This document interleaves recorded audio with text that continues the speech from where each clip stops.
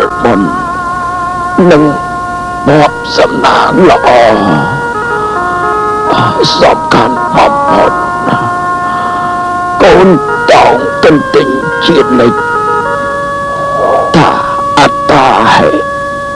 អត្តណោនិយថាខ្លួនទីពឹងខ្លួនណាកូន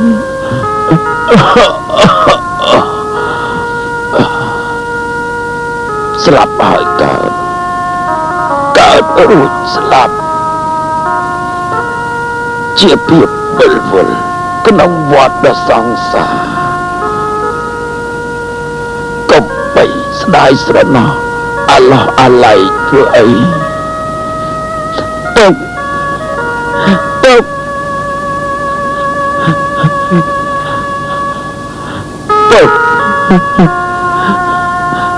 បណ្ដាំរបស់ពុកទាំងប៉ុន្មានកូននឹងចាំទុកក្នុងចិត្តហើយនឹងប្រតិបត្តិតាមបណ្ដាំពុកគ្រប់ប្រការពុកទុកចិត្តចោះដរាបណាកូននៅមានជីវិតរស់នៅដរាបនោះកូននឹងខិតខំតាំងចិត្តតាំងកាយដំកើងវងត្រកូលឲ្យបានចម្រើនជាដរាបជាតិកូនជាតិ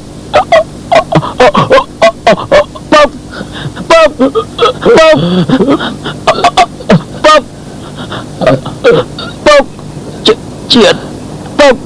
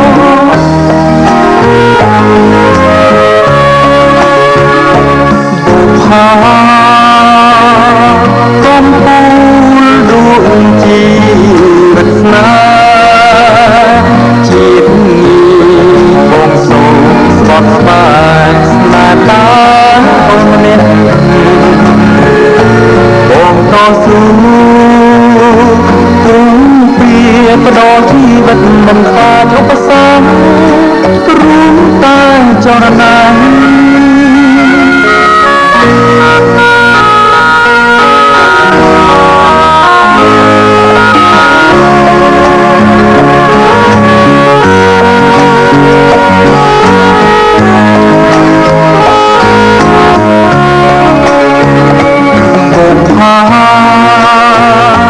កំពូលដួងជី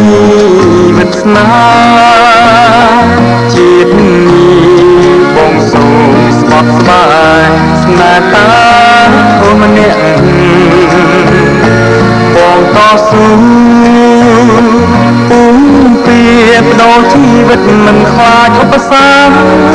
គរួមតែចរណៃ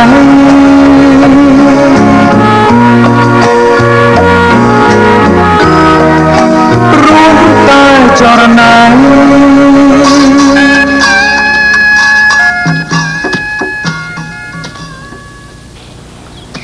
លពូ